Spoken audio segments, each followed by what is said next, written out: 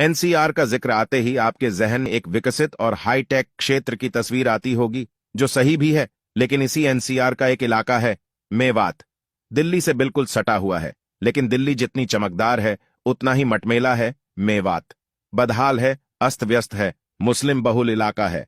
यहाँ मेव कम्युनिटी के लोग ज्यादा रहते हैं, इसलिए इस इलाके को मेवात के नाम से जाना जाता है। विकास की बात भूल जाइए, यहाँ लोगों के पास पीने को पानी तक नहीं है। मेवात का अधिकांश इलाका सूखे की तरफ बढ़ रहा है। पीने के पानी के लिए मेवात में जहां मीठा पानी मौजूद है, वहां से पानी निकालकर लोग अपनी रोजमर्रा की जरूरतों को पूरा करते हैं। लेकिन अब यहां भी पानी दिन प्रतिदिन जमीन की तलहटी में जा रहा है। जमीन की छाती को चीरकर पीने योग्य पानी को आम नागरिक नहीं निकाल सकता, बल्कि ये काम कुछ धन्ना सेठ लोग करते हैं। ये लोग इसको बिजनेस मानते हैं, जिसका एकमात्र उद्देश्य मुनाफा है। ये लोग फिर इस पानी को महंगे दामों में बेचते हैं और कुछ दाम पानी सप्लाई करने वाले टैंकर बढ़ा देते हैं। इस पानी के महंगा होने के कई और कारण भी है, जिसमें तेल, मशीन और निरंतर बढ़ती महंगाई भी शामिल है। मेवात में लोग अपनी खाना बनाने से लेकर रोजमर्रा की जरूरतों तक के लिए जल माफियाओं के जाल से घिरे हुए हैं। इस जाल में घिरे रहना इनकी मजबूरी भी है, क्योंकि राज्य सरकार मूलभूत सुविधाएं देने में अकुशल है।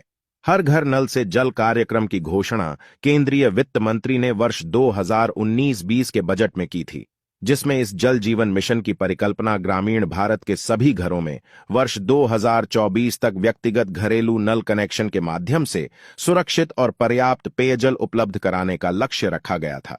वही हरियाणा सरकार इस मिशन को 2 साल पहले कंप्लीट करने पर अपनी पीठ थपथपा रही है।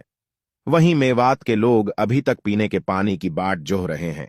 वे टैंकरों से पानी पीने पर मजबूर है। सवाल जिंदगी का है, सवाल जीवन यापन का है।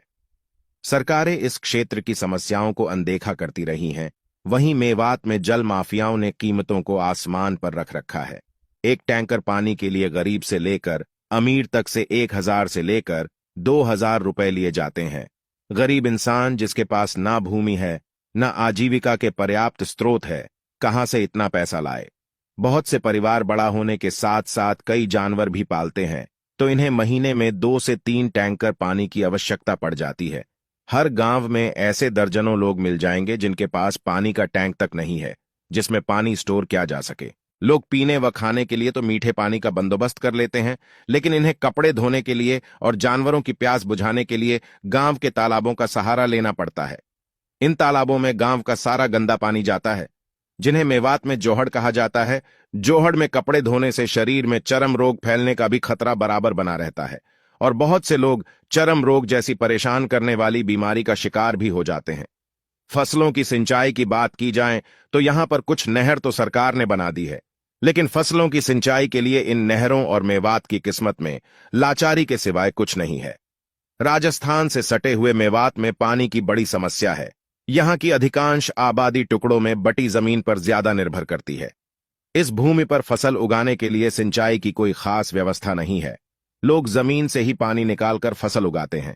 हर जगह मीठा पानी नहीं है, और जहां पर खारा पानी है वहां ये पानी फसल की उपज को काफी हद तक प्रभावित करता है। मेवात के कई गांव ऐसे हैं जिनमें जमीन में पानी का नामो निशान नहीं है। ये लोग अपनी फसल के लिए सिर्फ बरसात के ऊपर निर्भर होते हैं, क्योंकि न जमीन में पानी है, न सिंचाई के लिए सरकारी बंदोबस्त। पीने के पानी के लिए ये लोग पैसों से पानी खरीदार अपने टैंकर्स में डलवा लेते हैं।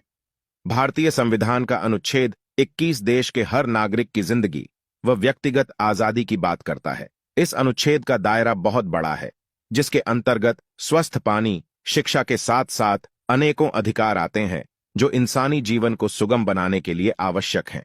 इन अधिकारों को राज्य यानी सरकारों द्वारा आम जनता तक पहुंचाना चाहिए, क्योंकि ये सरकारों की जिम्मेदारी है जो संविधान तय करता है।